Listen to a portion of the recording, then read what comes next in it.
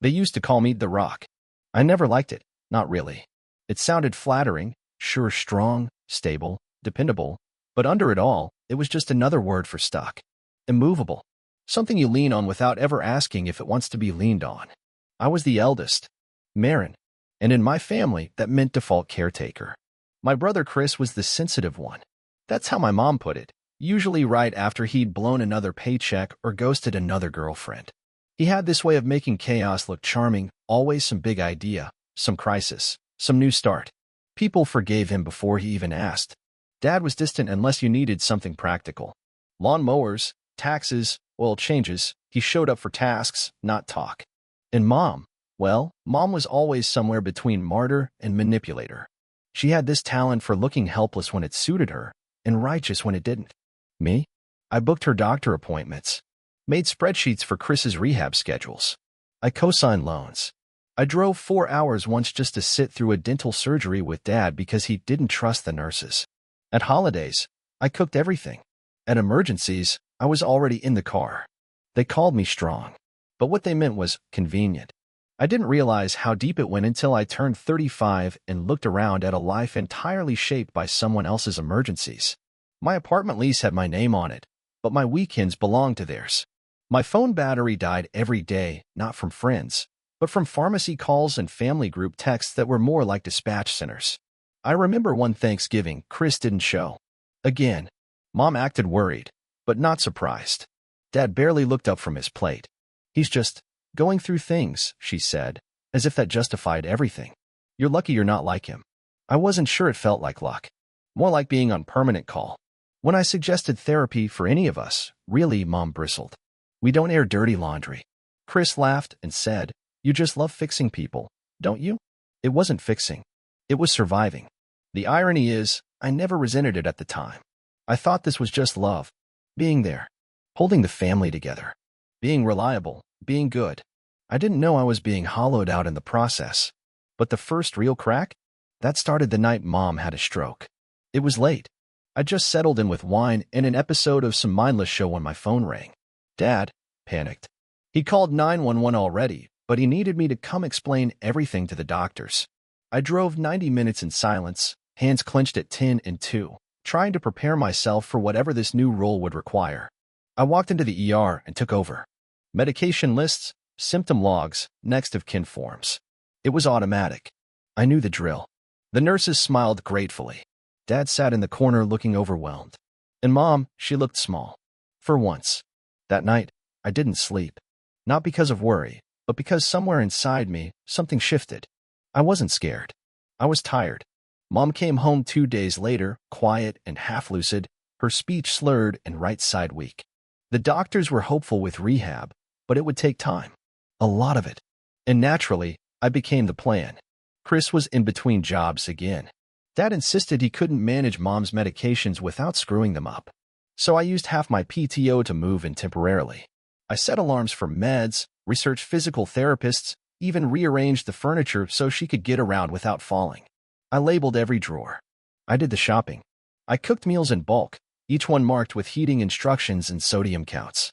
At night, I'd crash on their lumpy guest futon, trying to tune out the creak of my father's recliner as he flipped through channels like nothing had changed. Sometimes I'd catch him watching me, not with gratitude, just with expectation. You've always been good at this kind of thing, he said once, when I asked him to sit in on a PT session with Mom. Your brother never had the head for details. What he meant was, Chris couldn't be trusted, so I should just do it. And I did. For 38 weeks. In that time, I watched my own life dissolve like sugar in tea. Meetings missed. Friendships dimmed. My apartment collected dust, like a museum of a woman who used to exist. One weekend, I asked Chris to come help. Just 2 days. I had a wedding to attend, something I'd been looking forward to for months. He showed up 6 hours late with bloodshot eyes and a hangover, then left a note the next morning. Sorry, had to bounce. Emergency. No explanation. No apology. I told Mom, trying not to sound bitter. She just sighed and said, that's your brother. He's always had a delicate spirit. A delicate spirit. I stood there, holding a plastic pill organizer and a spoonful of pureed carrots, wondering what kind of spirit they thought I had. Durable? Disposable? A few months in, Mom improved, mostly in motor skills, not in warmth. She began walking slowly with a cane, relearning her words, relearning how to command the room with guilt instead of volume. Meanwhile, Dad started disappearing more often. "Just need a breather," he'd mutter, as if the stress of watching me do everything required recovery. I stopped asking. Eventually, I returned to work, sort of. Half days at first, balancing emails with hospital calls. I felt stretched thin, like a too small bedsheet over a bed of nails. But I told myself it would all even out. That someone would notice. That caretaking was love, and love would loop back in time. Instead, Dad died in his sleep 4 days after Mom's first solo shower. A heart attack, sudden and cruel. He was 68. No warnings. No signs. Just gone. I got the call from Chris, voice shaking, not with grief, but panic. "I don't know what to do," he said. "You're better at this. Can you come?" And I did. Of course I did. I made the funeral arrangements. I booked the cremation. I wrote the obituary when Chris couldn't finish a sentence without crying. I even chose the urn. At the wake, people came up to me like I was the spouse. They thanked me for being so strong, such a blessing, the backbone of this family. I smiled. I nodded. But something inside me was quieting down, like a machine preparing to power off. The will was read 3 weeks later. I showed up to the lawyer's office with no expectations. I wasn't thinking about inheritance, just logistics.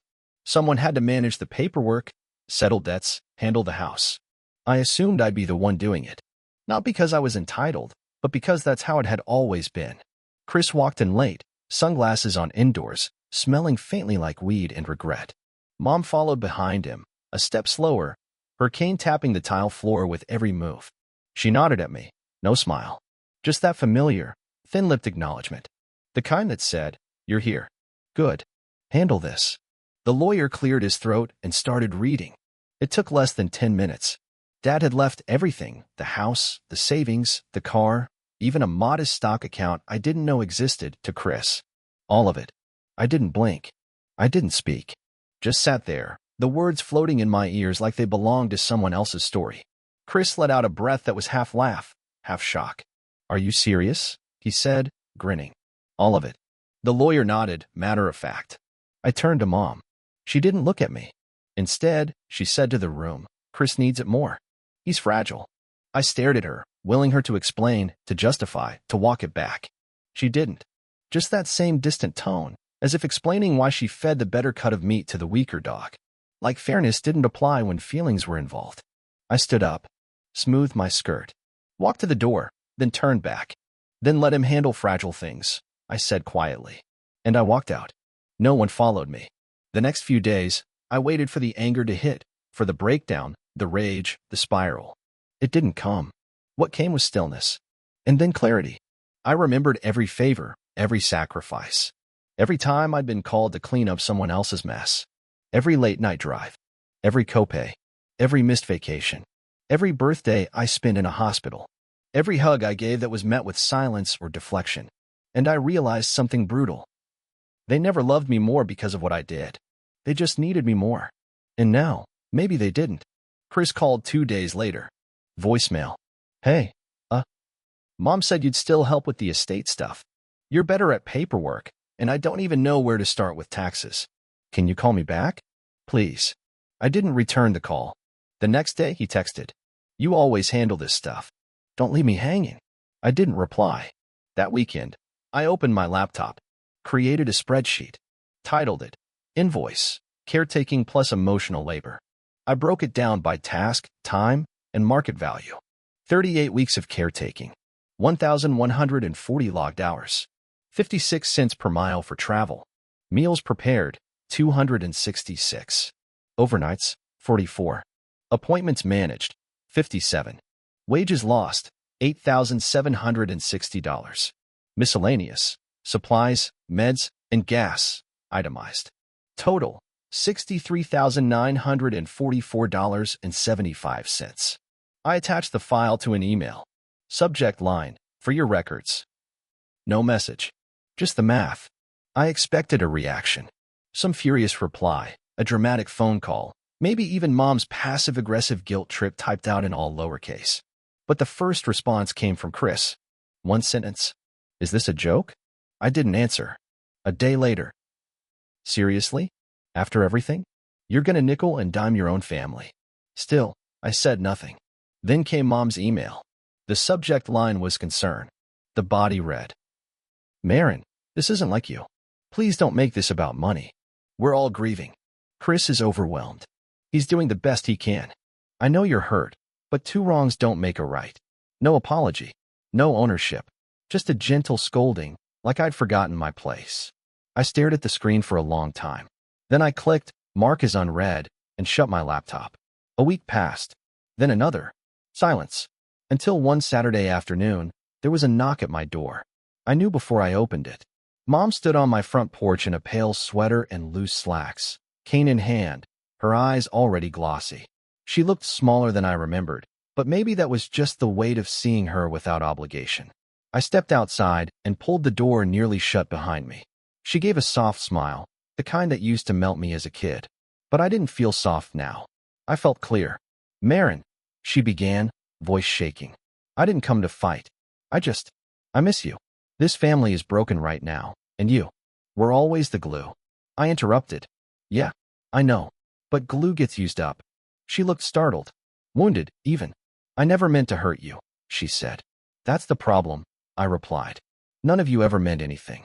You just expected. And I kept delivering. Tears welled in her eyes. She reached out and touched my arm. I love you, she said. You're my daughter. I looked at her hand, then at her. Love, I said quietly, is not a subscription service.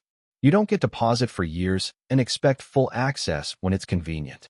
She opened her mouth, then closed it. I stepped back. I'm not angry, Mom. I'm just done. And I meant it. I stepped inside and closed the door gently. Not with drama. Not with bitterness. Just finality. I sat on my couch for a long time afterward, listening to nothing. For once, no one needed me. No one was crying for help or asking for favors. It was quiet. And in that quiet, I heard the shape of my own life. Not what was taken from me, but what I was choosing to reclaim. The months that followed felt strange in their silence. I kept expecting something. Another call, another crisis, another demand dressed up as a question. But they didn't come. Or if they did, I never saw them. I didn't block their numbers. I just stopped picking up. I didn't delete emails. I just let them sit unread. My phone became lighter. My calendar, for the first time in years, belonged to me. I used to think boundaries had to be loud, declarations, ultimatums, slammed doors. But it turns out, the quiet ones are sharper. You don't have to shout when you simply stop showing up. I didn't chase an apology. I didn't beg for understanding. I didn't send a second invoice. I didn't have to. The original sat there like a stone in their collective shoe. Every dollar, every entry, every timestamp, it wasn't just money. It was proof of years erased, of effort measured, of love rendered visible, and finally, unrecognized. I heard from a cousin that Chris tried to hire someone to help with the estate, but couldn't afford the fees. He'd already sold Dad's car, dipped into the savings for a business venture, and was now couch hopping with a friend from high school. Mom, apparently, was backsliding. No more physical therapy. She refused the in-home nurse Chris suggested. Said she didn't trust strangers. She had always trusted me. And now, she didn't have me. Sometimes I wondered what she thought about that. If she regretted it. If she sat in the living room I used to vacuum and remembered how her bills got paid, how her pills got sorted, how her son always had a sister to call until he didn't. But I didn't dwell on it. Instead, I learned how to cook for one without sadness, how to let a Saturday pass without guilt, how to sit with myself without flinching. People started to notice. Friends I hadn't seen in years reached out, cautiously at first. They said I seemed lighter, freer, like someone who finally stopped carrying something invisible. I didn't tell them what I'd been carrying. I just smiled and said, yeah, it feels good. At work, I stopped volunteering for every task, stopped over-explaining, stopped apologizing for using the vacation days I earned. Once, my manager asked if everything was okay. I told her, everything's finally okay. She looked confused. I didn't explain, because this wasn't a breakdown. It was a release. Not dramatic, not public, just the slow, quiet uncurling of a woman who had spent 3 decades bracing for impact, and finally realized she could just let go. No speeches, no confrontation, just absence. And in that absence, I found presence. Mine. One afternoon in late spring, I got a letter in the mail, actual paper, blue ink, shaky handwriting. It was from Mom. I almost threw it away. But curiosity, or maybe habit, made me open it. It was brief. No apologies. No demands. Just a list. Doctor's appointment dates scribbled in the margin. Questions about which bank account her prescription came from. A final line. If you're still angry, I understand. But I need you. Love, Mom. I folded the letter and put it in a drawer. There was no anger left. Just a space where anger used to be. For weeks, nothing happened. I worked, slept, ate, walked to the corner store in the evening, letting myself be just another face in the neighborhood. Not a caretaker, not a crisis manager, just Marin. Then one evening, as the sun was setting, I saw a familiar silhouette outside my building. Mom, leaning on her cane, standing alone in the golden light. She waited, didn't ring the bell. When I stepped outside, she looked up, eyes rimmed red, her breath visible in the chilly air. Marin, she said, voice barely above a whisper. I'm scared. I stood there, hands in my pockets. She went on, I know I can't take back what I did. I know you feel used. But Chris, he can't do this. He won't. I'm not asking for everything. I miss you. There was a time when I would have melted. When I would have let her in, made tea, forgiven everything because that's what daughters do. But that part of me had gone quiet. Not bitter, just still. I looked her in the eyes. She looked so small, her face naked without the armor of guilt or righteousness. I stepped forward and gently took her hand. Love isn't a subscription service, Mom, I said softly. You can't turn it off and expect it to be there, full and ready, when you need it. You made your choices. Now I'm making mine. Her hand trembled in mine. I felt the weight of decades in that moment, her choices, mine, all the tangled history neither of us could undo. She squeezed my hand once, then let go. I'm sorry, she said. I nodded. I know.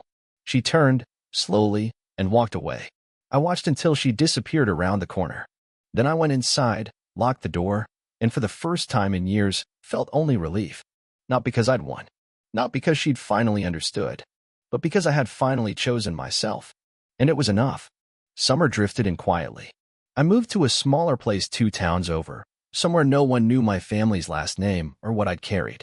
The days felt strange at first, light, borderless, a little empty. I kept waiting for the wait to return. It didn't. I made new routines, gentle ones. Coffee at sunrise by the window, slow walks after rain, library books finished in a single weekend.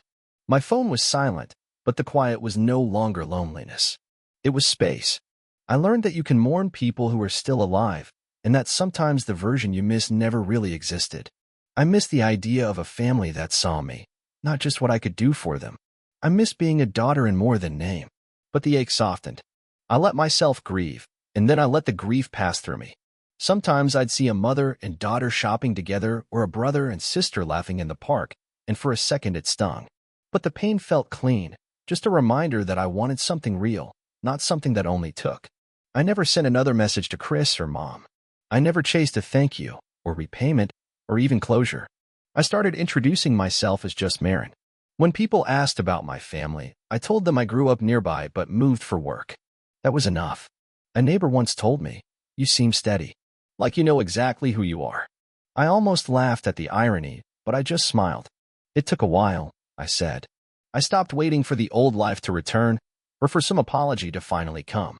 I let go of the fantasy that being needed was the same as being loved. Now, when I hear my own name, it feels lighter, unburdened. Not a title or a job, not the rock, or the backbone, or the good daughter.